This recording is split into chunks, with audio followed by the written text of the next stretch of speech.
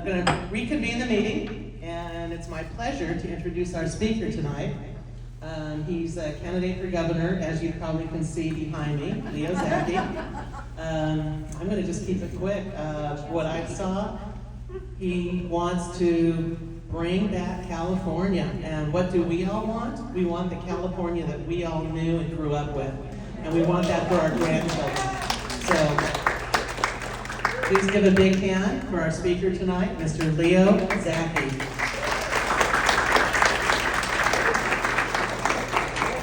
Awesome. Well, thank you everybody for coming here tonight and to listen to me. I really want to be your next governor. I've got a lot of great solutions. I'm going to walk you through all of them. But for those of you who don't know, that symbol, or not the symbol, the logo rather, you guys recognize that one? I mean, it's a little different. It doesn't say farms underneath anymore. But yeah, Zacky Farms, that's what I did. That's what my family did. That's what has pretty much put me in this position where I can go out and do something crazy like this and run for governor. And it really opened a lot of doors being with my family. My great-grandfather started it back in 1928 in Los Angeles, and my grandfather who raised me, I was adopted by my grandparents. He incorporated it in 55 after fighting in Korea, and California gave us the opportunity to be a successful agriculture business here. We went and became the largest privately owned employer in the state of California. The largest, we were vertically integrated here in the state, so that means everything we did was in the state of California. Milled our own grain, hatched our own birds, processed our own birds, did everything. Had our own fleet of trucks, and we became very successful. A lot of hard work, but a lot of opportunity. But that opportunity went away because of the way California's legislature and woke progressive mindset creeped in. The anti-business rhetoric, this environmentalism, progressive nonsense that's just choking the life out of everybody. It destroyed our business. From 4,000 employees, our own fleet of trucks, largest producers on the West Coast of poultry, largest privately owned employers in the state, largest second chance employer, largest organic turkey producer in the nation, wiped out in just a matter of years because of the policies that are ridiculously incompetent and stupid leaders and self-serving leaders push through. And I know that they're this way because when I was 18 years old, I'm 34 now, by the way. Don't let that scare you away. I've done a lot for 34, and I'll get into more of that. So when I was 18, I became a board member for the California Poultry Federation, which is a lobbying group, and we'd go to D.C. and Sacramento, and well, we'd go and meet all these best and brightest, as the news would love to tell us, right? Well, it turns out they're not. So I would deal with the USDA, the FDA, the EPA, senators, congressmen, state reps, and state senators. These people don't care about you or your business or your family, but they really love being wined and dined and told how special they are in the security detail. But when it comes to basic agriculture things, or just even basic business stuff in general, these people really don't know their ass from their elbow. And I would try to explain to them things that a 6-year-old would comprehend when it came to agriculture, and they would just look at me just like, ugh, blank face. So I'm telling you that the people there, and that's the other thing, what would they do for a living if they weren't elected to office, right? They don't know either. Because the first thing a congressman does when they get elected is figure out how to get reelected. So seeing that was a big wake-up call. And I knew that this wasn't this, the American dream, the thing that you grow up with. Everything's perfect, right? Oh, these are the best and brightest. They're not. And so when Donald Trump got elected in 2016, I was like, aha, there is a chance that you don't have to be part of this system to actually do the right thing. And thank God he got elected and did what he did. I mean, he grew the middle class by 11%. We saw the economy roar, even though the whole scamdemic happened. By the way, we all know it came from a lab, right? Okay. There are still people who don't believe it came from a lab. They're called liberals. Yeah, that scamdemic was a pretty crazy thing where we saw our rights and our freedoms and our liberties taken away from us. And that's really one of the scariest parts that I remember going through all this, is that we are this close. And like Reagan said, we are but one generation away from losing our freedom. And my God, did we fail as a society, this COVID test? I mean, I stood up against it. Look, if you took the vaccine, that's your choice. I don't care. I don't recommend it. But it was a total failure of our society. And we're smarter than that. We're better than that. We can't let fear control us. And that's how our leaders are doing that. It's through fear. And I want to bring back hope to everybody. And we're going to bring back hope through tangible opportunity. And those tangible opportunities are going to be things that people can experience on a day-to-day basis. Just flying here today, I looked out. It's brown. You can see where the vineyards are. They're green. But everything else is really brown. And, I mean, we know that the state just shut off the water to our farmers in the Central Valley. And I've been telling folks for years that they have been limited to 1.65 cubic feet per acre. That's not a lot. In the terms of citrus, it takes 2.25 cubic feet per acre to sustain citrus. In the world of almonds, it takes 4.5 cubic feet per acre. Can't make it that way. And you have family farmers that have been with 50 acres, 100 acres, 200 acres, 5, 6, 7 generations, and they have to shut down. They're taking away the ability for individuals to have opportunity here. They want to conglomerize everything and have it state-owned or have their big financiers helping them have all the power and the water and the money. That's what it's transpiring and going into. We dump the water to the sea. We know that. We know the state has a stranglehold on the water that we have, and they're the ones dumping it. But what if we actually did the right thing, the smart thing? I don't know, collected it. Used the resources that are available. I mean, we've been approved for over 50 desalination plants. But the Coastal Commission and other woke progressives keep blocking it, deferring to some fugazi study that some libtard at a university said, oh, yeah, this is bad, we have to do this. They put humanity last. And they don't realize the human capital and what's being impacted. But I do, because I've been in agriculture. And I busted my butt to become the vice president. I had to do all the dirty jobs. I was telling some of the ladies here about how I used to pull guts and do sanitation and clean out chicken houses. And it wasn't just like 5 minutes here, 5 minutes. I did those jobs. So I know what goes into it. And we haven't built any significant water infrastructure in 50 years in this state. But our population's doubled. So clearly, we're not prepared. We know the rains are going to come. We know the snow's going to fall. We need to harness it. I mean, you could have gone snowboarding or skiing in Mammoth Mountain up until July of last year. So it's not like it doesn't happen. I'm a big snowboarder. I'm an ice hockey player. I know a little bit about the winter sports. So how can we get these all built and turn them into something that's financially prudent for the state? Aside from having the amazing wealth of exports that we'll be able to generate with our ag having the sufficient water. Well, you can use our homeless population. It's an untapped resource that I'd like to get to work. So you'll notice my plan's a little complimentary.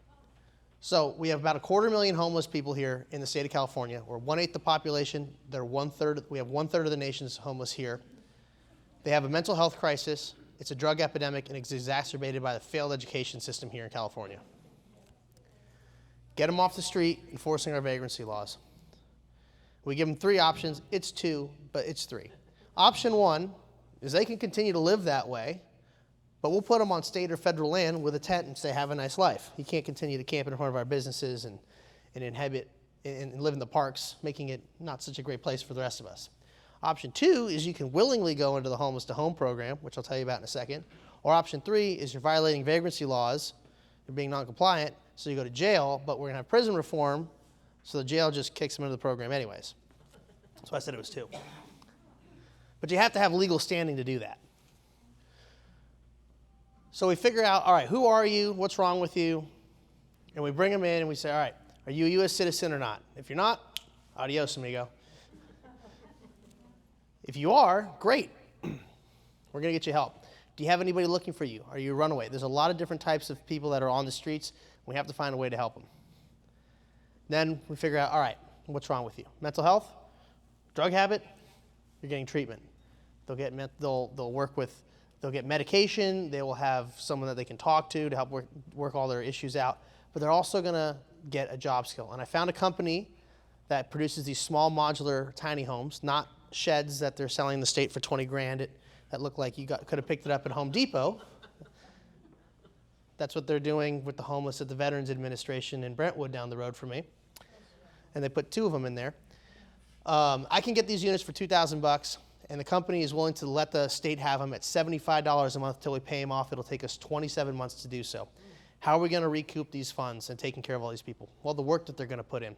So they're going to earn a living wage doing the jobs that we have for them, whether it's in sanitation, where they can clean up our major tourist traps or our highways and freeways, and beautifying the state, or they're going to do underbrush clearing and basic firefighting, or they do agriculture work where they can raise crops that the state can turn around and sell that'll be organic and a feel-good product, and also basic construction.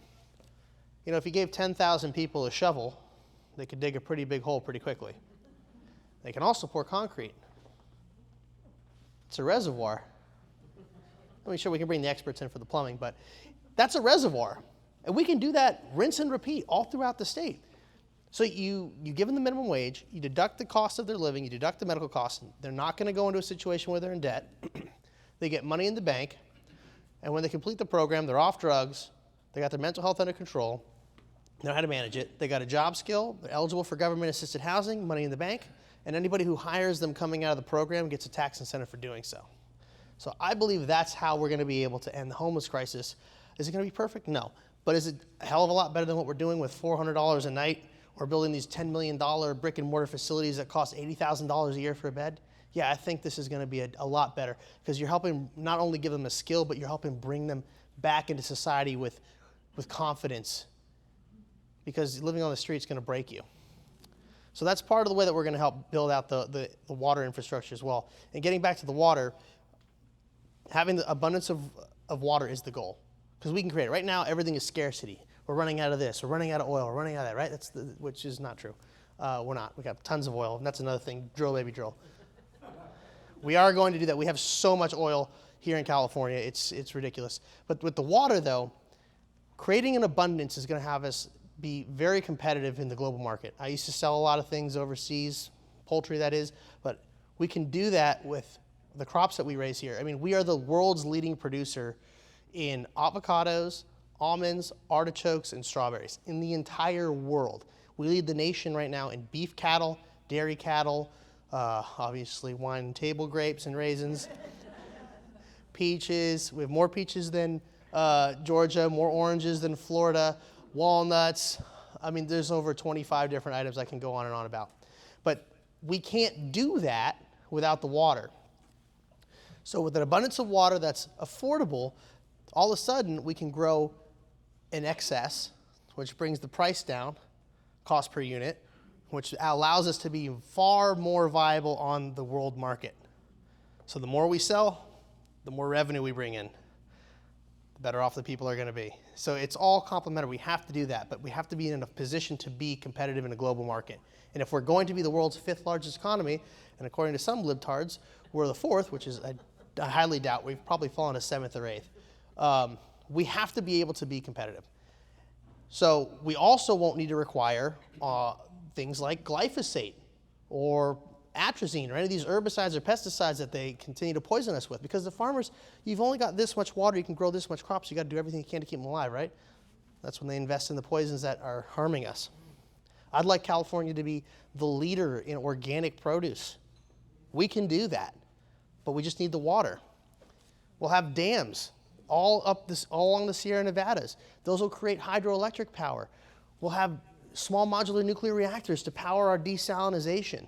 We could dam up our concreted rivers in our metropolitan areas, build water purification plants along it. We have all this ability to do that, but the thing is they don't want to, or they haven't thought about it, or they maybe said it's a dumb idea, somebody's got to come up with this. It's really not. It's very simple. And then the best part is we can sell the excess water that we get, that we'll have, because we'll have an abundance, but we get the lion's share of the Colorado River shed. Auction it off monthly, quarterly, biannually, annually. to the neighbors that we share it with. That's Mexico, Nevada, Arizona, Idaho, Utah, Colorado. So that's a resource that we have not even considered even tapping into that we could with the proper forethinking, the foreplanning. And also oil, like I mentioned earlier. You know they have fake buildings in Los Angeles to hide oil rigs? I'm serious. We're shutting down, and now that the state's having these 2 or 3 refineries go down, and they're expecting the prices to go up to $8. Well, look, this is the woke progressive environmentalists that want to get us out of cars. They want us in the 15-minute cities, right? Not on my watch. That's not happening. Freedom. Okay, everybody used to have a horse. Horse is now a car. We need to have that. If you want to be able to survive in this state, you got to have your own set of wheels. And it has to be able to be an affordable thing. So if we produce the oil, not only produce it here, we can create over 100,000 permanent jobs. Not the government, temp jobs, like, oh, look, we created these jobs right before the statistic came out. The real permanent jobs that will create real revenue, not only for individuals and for opportunity and for companies, but for the state. We can bring in over $80 billion a year. We spend our budget's 220. We can bring in $80 billion a year just from harvesting oil here in California and using it here and producing here. And exporting it too. And we don't have to spend money on bringing it in. It's got all these multifaceted ways of doing things. And then the wildfires, which the homeless will be helping out with, and I guarantee you our prison population will be too, because they can't just have 3 hots and a cot in the best workout session of their life. They're going to go to work.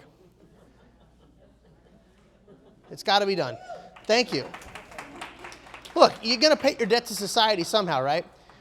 We spend billions of dollars fighting wildfires every year. I live in the Sepulveda Pass in Los Angeles. In the last 7 or 8 years, I've had to deal with 5 crazy wildfires that we were in a position where you got to evacuate.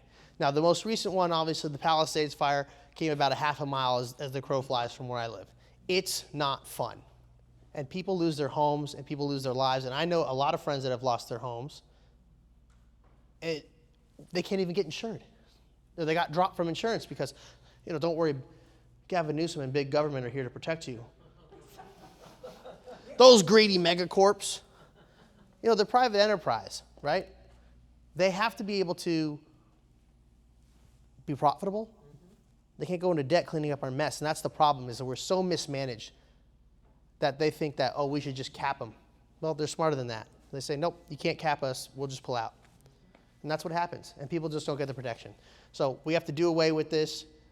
It's something that I'm intending on making happen. We have to find a way we have to go through the legal process of ending that, because we're only one of a handful of states that has an insurance commissioner, and that's the one who caps the rates that insurance companies can set here. But it's ridiculous. But they would be willing to come here and operate here if we actually managed our forest. And we can do that also through a logging industry. We have an invasive bark beetle that's destroying our beautiful trees. A logging industry can come and eradicate that, take out the infected trees, do the gleaning, and they also clean up the forest through the process. So these are all things that can simply be done, but nobody wants to do it because I guess they're not financially incentivized. See, unlike the current leaders, I don't need this job. I'm good. I can go anywhere in the world, live comfortably. I have to do this because this is my home and I'm sick and tired of being lied to. Okay? No more lies, no more bullshit, no more things not working, no more trains to nowhere. I want to be able to have my kids. I want to raise a family here, by the way. Okay? I'm in this unique position. Don't have kids yet, not married, so I can dedicate my entire focus to this. I'm going to have kids. I'm going to get married. I live in Los Angeles. You know how hard it is to find a sane woman?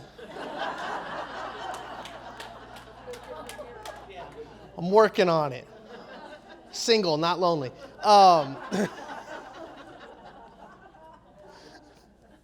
But what I'm saying is I want to raise kids here because my friends, like especially the friends on my hockey team, they're moving out of state. They can't afford to buy a home here. Nothing's affordable. Nothing works.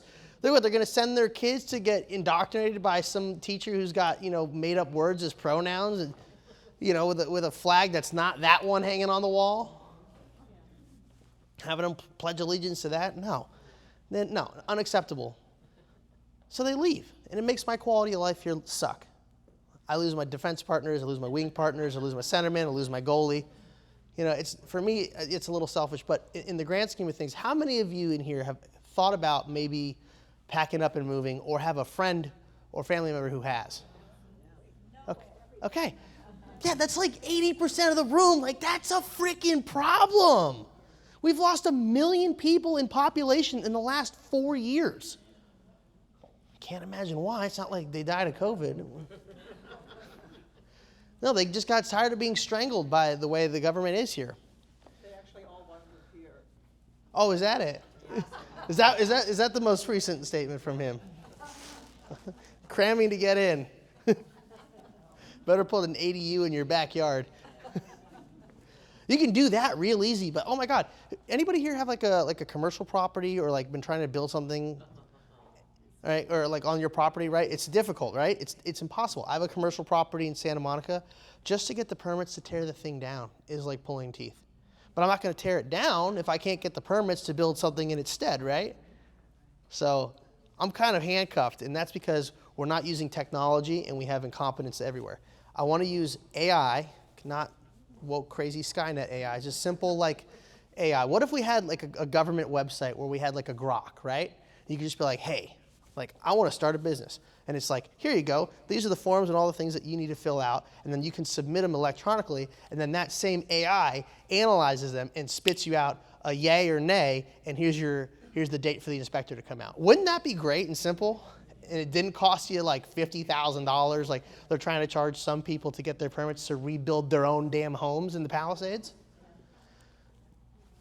We have the means to actually make government work for the people. Shrinking it, using technology, being proactive instead of reactive like we constantly are and struggling through. And we are seriously in a position where we can lead by an example here in California. Now, I know there's a lot of other candidates running. There always is. But unlike them, I'm actually from here. And I've been in business here, in the actual businesses that drive this state's economy. And I've been through this state, and I know the plight of the people because I have friends all over it. And I've seriously sat down and taken the time to develop the solutions to make life better for all of us. Because this isn't about me. This is about America. This is about California. And this is about having the things that we, as taxpayers, which I also hate taxes, are entitled to. And we are getting screwed and lied to, and I'm sick of it. We have criminals running around because our economy is in the toilet. You want to stop crime? Have a strong economy, but also have consequences. You commit a crime, no slaps on the wrist, all right? You're going to go and you're going to serve, not let because the problem is look what's happening with our big government, right? All these people in our government, like Nancy Pelosi, clearly insider trading, right? But it's not against the rules, right? That stuff I can openly and actively speak out against. But if you're going to be a child, pedophile, like a rapist or something like that, you heard about what Newsom did, right? With what was it? It's nonviolent offense if you rape somebody who's passed out or drugged, but it is violent if they're awake. And yes. And so, in order to close the evil prisons, they're releasing the nonviolent offenders, the ones who rape people that are passed out and on drugs. That's our leadership. I'm sorry, but that's an intolerable act for me. I'm not with that. If you are a child rapist, I think the solution comes in a box of 50, and they're about 90 cents a piece. I don't know the cure for that other than that. That's the only thing I know. So I have a zero tolerance for that. I mean, there's a lot of issues with white-collar crime. The other thing that really upsets me, too, is like when you drive around and you see these like stands, like these like people like with the makeshift like little restaurants on the corners right in front of somebody else's brick and mortar business that they had to pay rent for and, get the permits, and they do all the things right up to code, right? But then somebody else can just set up with a little stand like that and compete right in front of them. I don't like that either. See, that's what I mean by white-collar crime. Things along those lines are people who take advantage of the elderly. I have a 90-year-old grandmother who's got dementia, and I have to fight off these beasts all the time. So believe me, law and order is more than just criminals on the street, and I know a thing or two about it. And so I want to empower our police, give them the tools that they need to actually go after and fight the bad guys. It's really that simple. take the handcuffs off the cops and have them put them on the criminals. It's that simple.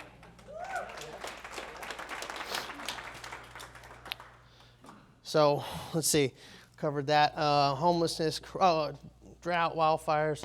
Yeah, critical race theory. I was talking about schools. Yeah, that has no place in our schools to be educating people on divisive things, saying, oh, you're an oppressor class because of the color of your skin, and you're a, whatever the other one is, the victim. Yeah, the whole victim mentality thing. It's ridiculous. I want the money to follow the students. Your tax dollars, school choice. You want to send your kid to homeschool? Great. You get the money to do that. You want to send them to a religious school? Great. That money can go there too. Charter school, public school, private school, go for it. Because it's supposed to help the kids. We have to do that. Because the competition, again, another business thing that my opponents might not understand, is that competition breeds excellence. Because when I have somebody out there who's putting out a better product than me, I have to find a way to outdo them and do it for a better price. Doesn't mean cut corners. I have to have quality that outdoes them. And that's what we can get with competition from school choice. So I'm 100% behind school choice. I'm going to make sure that is pushed through as like one of the day one initiatives.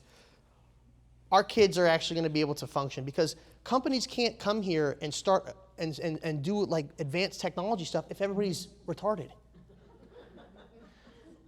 It's that simple. And yes, I'm using the R word. They just can't do it. I mean, I have one of my companies here is called Astera. And what we do is we take industrial plastic waste. We build the machine that then takes industrial plastic waste and converts it into carbon black material, graphene, and graphene nanotubes. And those are used in electronics, and they're used to make alloys. You can mix it with steel and concrete to make them harder. And we're even working on possibly being able to transmit electricity through asphalt made with the graphene in it. Got a lot of things in the works. So that's one thing. But it's hard to get people to do these things. 3 of my friends that I play hockey with on my team, they're engineers at Boeing. And they always tell me how difficult it is to find people to come and get a job there. So Boeing's had to actually drop the standards to bring in people to come and do the work. And then everybody's like, why are the doors falling off of planes? I think I know why. I'm just saying. I'm telling you because I know this for a fact. I literally am friends with these people. I have the experience in this. We have to have better education. And we will reward our teachers because, look, it's a hard job. For those of you who have been teachers in this room, I get it. That is a hard job. It's a selfless job. You deserve a reward. And that's why we want to have standardized testing. I'm a big believer in that. I took ERBs and SATs and ISEEs growing up. Okay, standardized testing. The best part is it holds somebody accountable. If the teacher's not doing a good job and they're just, sloughing them through with, passing grades to look good to their department head, well, these standardized tests will say another thing. So I want the top 10% of educators to receive a bonus. And this is only for public school because that's all I can do. And I want the bottom 5% to be removed. And I also want to have a big emphasis on things like trade skills because we need to be able to do actual work. So we have a UC system. We should have a UC UTI, Universal Technical Institute. We should have a UTI, like a not urinary tract infection. I know it sounds bad when I say it like that. But the point is vocational skills. So I met Mike Rowe when I was speaking at CPAC this year in February. And he told me something alarming, that for every 5 people with trade skills that leave the market every year, only 2 replace them. So when your AC may or may not have gone out this summer and you needed an HVAC technician, it probably took a week to get there, right? Something like that. That's because we don't have enough people filling these roles because we don't have people being exposed. Our kids aren't exposed to this in school. They're not learning shop class. They don't know how to cook food. They're called assemblers. That's what food industry people like me had to come up with as a term and provide, here, we'll deliver you the food and you microwave it. It's called assembling. So people don't know how to cook. People don't know how to build. They don't know the difference between a Phillips and a flathead screwdriver. We have to give them shop class. We have to give them home ec. We have to give them real American history, not woke 1619 revisionist, we're slavers. No, we are a nation of conquerors and creators. We have done so much, and the kids need to be taught that, because so many kids that I talk to that are indoctrinated, like my little liberal cousins, think this is a horrible place full of racists, and that because their skin color is white, they are horrible people. 18 and 12 years old. It's happening in my family. I know it's happening in yours. This is our opportunity. Look, I might not have a badge and a gun. I got a lot of guns, though. And I might not have a silly accent in a show on Fox. But I do have a radio show that's on Answer and the Salem Network. So, not terrible. But I've got real ideas and real solutions. And I'm a real person. You want to ask me a question? Please, don't hesitate. I'm trying to think. Have I missed anything? I talk about a lot of stuff. Yeah.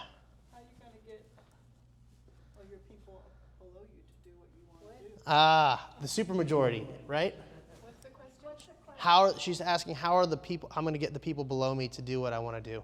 And I think you're referencing the supermajority in the legislature? Yeah. So my plan is to actually sit down and break bread with each one of the people individually. It's about 100, right? 120 people, something like that, between the Senate and the whatever, representatives. Sit down, break bread, get to know them on a personal level. Find out what makes them tick. Because I'm not here to be the Republican governor for Republicans. I'm here to be the governor for everybody in California. Because it's not about one side, taking care of one side, okay? It's about right versus wrong. Everybody can tell you what's wrong with this place, right? I'm telling you how we're going to fix it. So I want to understand who they are and figure out and try to build a real relationship with them. Like, how Reagan used to operate back with... who was that guy? I'm blanking on his name. Tip O'Neill, thank you.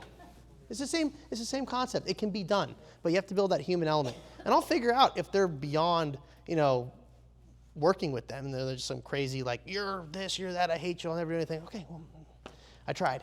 So try to build that relationship. And then when we figure out, hey, we need to pass this to, have water for everybody or have power be affordable and keep the lights on everywhere so we don't have rolling blackouts, and these people block it, you just expose them. Use the power of social media. Be active. Use the bully pulpit, and that's exactly what I intend to do, is pressure them into this, make the people that their constituents that vote them in know that these are the people that are holding back their progress and keeping people behind. Because right now, people don't really know what the hell their representative does. So being that voice, I hope that answers your question. Okay. Yes, ma'am. In the past, I've rarely seen a Republican who has a real marketing presence when they run for governor. I mean, I may see one ad. I hadn't heard about you until Republican Women's had you here. So how are you going to get out there and beat the Democrat, whoever it is, or Democrats, and all the other Republicans? How are you going to get the name recognition? Well, the good news is I got the Zacky Farms thing. That's a little built in, so that definitely helps. People know that one. But for them to know that I'm actually running for office, yeah, it's definitely difficult. It takes money. I got a little bit of it. And I've probably thrown about $1 million at this already of my own money. But again, it's the gatekeepers. And when you're actually like in this and running, it's really a boys club or whatever you want to call it. It's a club.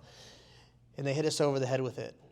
We're not in it, but we're going to force our way into it. I'm actually going to be on Adam Carolla's podcast on the 19th. I will be interviewed by CBS on the 26th. I've spoke at CPAC in DC. I spoke at CPAC in Miami recently. I go all over the country speaking, going up and down the state. I just got to chop wood, like my grandfather said. You just got to keep chopping wood and doing that. But I've got a really great PR guy who we just brought on last month. He was the producer for the Reagan movie, so he knows a few people. So I'm working with really good people. The other thing is that right now it's far out, the mainstream media, they don't want to cover this stuff, right? Because it's boring, it's politics, they don't want to keep doing that. So they like to wait till it starts to quote unquote heat up. So we are still doing stuff. I'm still doing my show. I'm interviewing a lot of people. I'm going on podcasts. I'm working with other influencers like Typical Liberal. I don't know if you guys follow him. But there's a lot of big ways and people out there. So my big push is on social media. And I mean, I've also been on Greg Kelly's show on Newsmax. I've been on OAN quite a bit. I was with Matt Gaetz a couple weeks ago. So yeah, I know there's so many outlets and places to get media. It's hard to find where you might be. So I am doing it. Sometimes tagging on to Diane's comments, so from what I've understood, I don't know, but there's a number of Republican candidates out there. Like 11. Oh, 11. And so And one that matters. what some of us are feeling is in order to try to beat this Democratic machine out of California, we really need to all rally around one candidate and throw all of our effort at that one candidate. So how That's desperation. differ and how do we No, look, the people of California are desperate. Okay, you guys see a Republican show up, the first one, you're like, oh my God, oh Republican, thank God, you help us, and that's literally what I encounter everywhere. Okay, you don't have to be desperate. We have technology. You got to be able to. There's more than one candidate, and I know who you guys are. This whole concept of we have to get behind one person. Okay, the problem is you get behind the wrong Republican, they're going to do more harm than good. They're going to set the party back 20 years. Why? Because they'll either be inefficient or they'll do the wrong thing, or they won't be the Republican that they claim that they are. And that's the thing. See, the guys who I think you're talking about, they're not real Republicans, okay? I've never taken a knee for BLM, nor would I lie about it. Nor am I a globalist who abandons his native country and then shows up and says, I'd like to be the leader of California.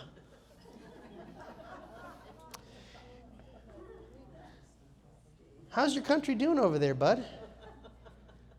Abandon your own country or lie to the people about things? People who were never on Trump's side. Okay, I've been a Trump guy since he came down the escalator. I've been to both his inaugurations. I was attacked by Antifa. I go to Mar-a-Lago unapologetically. Don't be desperate. Be informed and be vocal. That's it. I mean, that's really it. The mainstream media is only going to show you what they want to show you. Don't forget, it's the same mainstream media that told you everybody's going to die from COVID. Go get your shot and you can get a free cheeseburger. Okay? They only want to show you what they want you to see. Operation Mockingbird is a real thing. Okay? MK Ultra, Project MK Ultra, the CIA did. That's also a real thing. Things that I can talk to that my opponents either don't know about or refuse to or write it off as conspiracy theory. Today's conspiracy theories are just tomorrow's truths. And don't forget, a conspiracy theory, it's 2 words. Conspiracy means 2 or more people getting together to do something nefarious, and the theory is that it's a plausibility. When you drop the plausibility, it's just bad people doing bad stuff. So, yes, ma'am. How do you feel about the voting machine? Oh, they're terrible. We know it's corrupt. Dominion, they have all these other satellite companies that are still Dominion. They just, what was it, IC, whatever, ISE or something like that. They're all corrupted. We have a hyperinflated voter roll. I need a really good Secretary of State to help me achieve this goal, but there are great entities out there like Judicial Watch that are calling attention to these things. I would like to get rid of it altogether. If I had it my way, one day, in-person voting, present your ID, paper ballots, and actually, so a good friend of mine, he ran for Secretary of State in Nevada, Jim Marchant. He has developed an amazing paper ballot They went to a company that produces money for other countries in Texas. And they can make special paper with fibers embedded and like special clays and watermarks and holograms, like over 26 different security measures. Why not? It's really simple. So I'm a big fan of that. I want to make that happen. Yeah, and the voter rolls, by the way, hyperinflated. So what I would like to do too is we have this Department of Voting, right? They sit idle for 2 years every time, or a year and a half between elections. After each election, I'd like it that people have to re-register to vote. Archive and purge the voter rolls. You want to vote, it's your civic duty to take your time to fill that out and turn it in. Otherwise, you shouldn't be voting. And we have big problems too with things like ERIC, the way you apply for voting, because there is no method for checking your citizenship, and that's another problem. So again, things that we can lead by example with here in California that would actually push the rest of the country in the right direction. So those are all things that we can help start here, but you have to have a leader, me, who knows about this and is motivated to do this on behalf of all of you. Yes, ma'am. I'd like to know your plans to doge the entire state of California. Yes. Having been in business, there is nothing that makes you tighten your belt and hold your breath more than an audit. But when you're not doing anything wrong, it's have at it. But the thing is like we're looking for something wrong because we know it's all bad. No, it's great. We need to bring in auditors. We need to have. I would love to work with the Doge team out of DC and have them come here and just rip this place apart. I want to know everything. And that's the thing, accountability and transparency. It's what we're missing. You know what we don't have in this state? That a lot of states don't have it. I don't think any state does. But you know what every good business has? A purchasing department. And anytime you want to buy something, it has to be within budget. It has to meet the quality that you're expecting it to be. And it has to be approved by somebody. Transparency is key. I want everybody to be able to access the budgets of every single department at any given moment, but that's going to take technology and AI. So with transparency and having individual watchdogs out there, like those crazy like sub-tier Reddit people that are just like way in the weeds with stuff. Yes, ma'am. I just heard that California is the largest human trafficking state in the United States, and the largest underground tunnel system in the United States. What do you propose to do to protect these children, and how to get the ones back that have already been taken? Well, I'd like to work with the federal government to use whatever resources they have available, whether it be the military or FBI or ATF or the DEA. That's what they're smuggling, not just humans, but drugs and everything. So use the resources that the federal government has, but work with them, support them, get our National Guard activated. I want that border shut down. And we know that the tunnels and they're moving all sorts of stuff through there and drugs and money and humans. That's all got to stop. And I really would like to see some cruise missiles dumped on some of these warlords. That's what they are down in Mexico. They've been declared terrorists by Trump.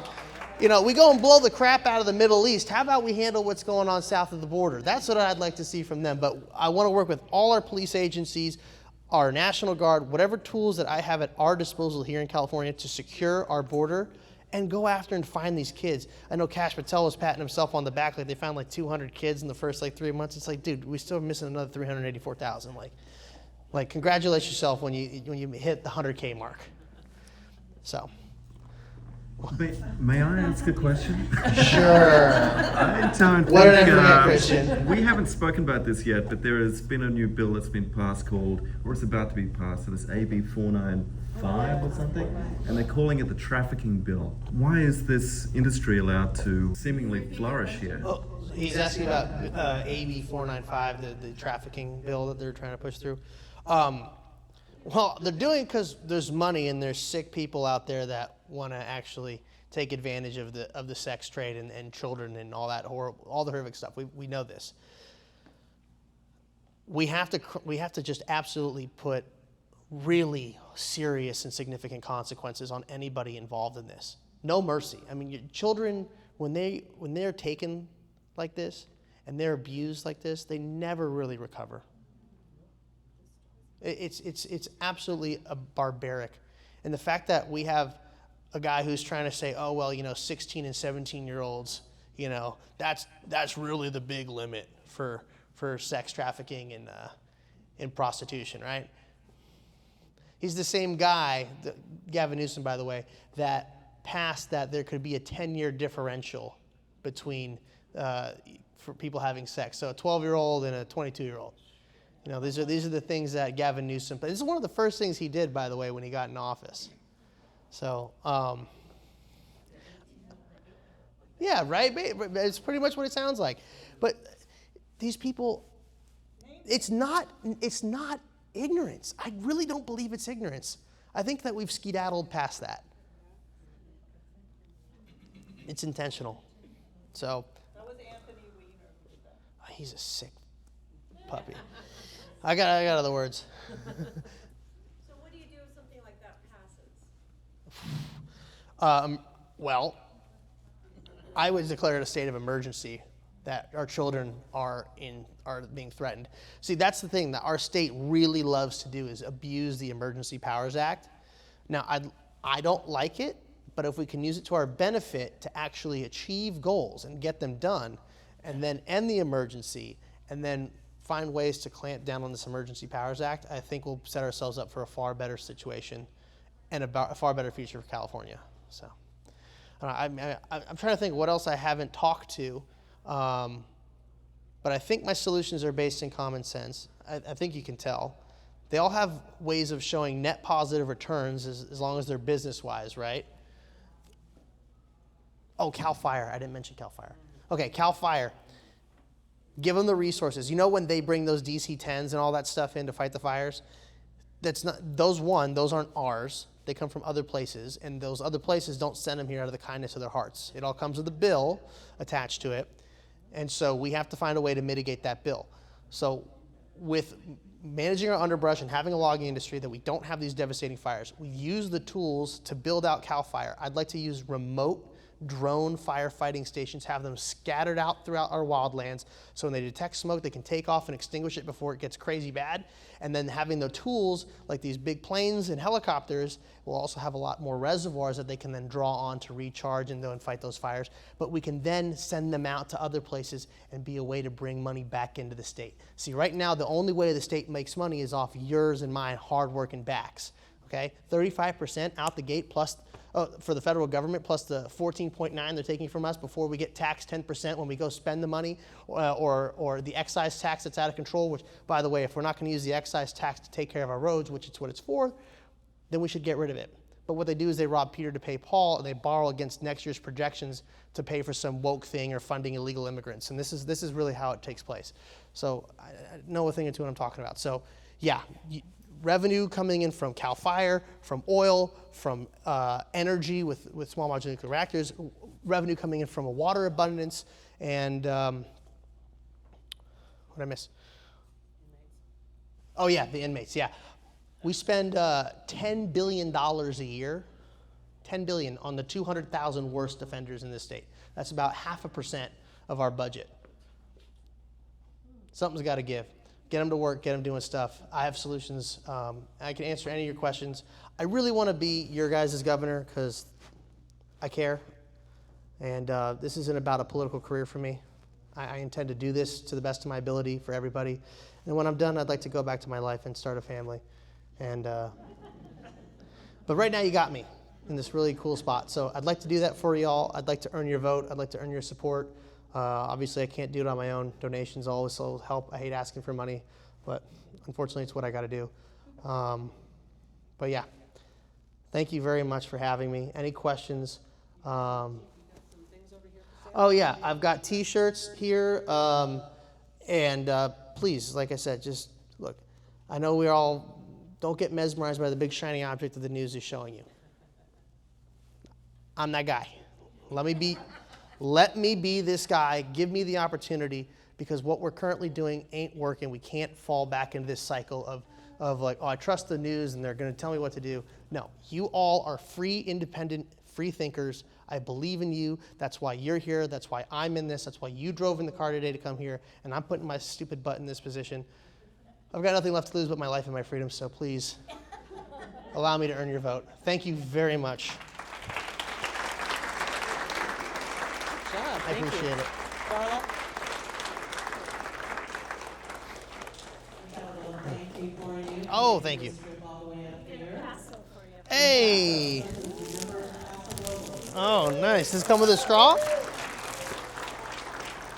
I love it. Thank you very much. Thank you. Not bad, right? Good. See, the wine, that's what we need more of. We really appreciate you coming up here. I know everybody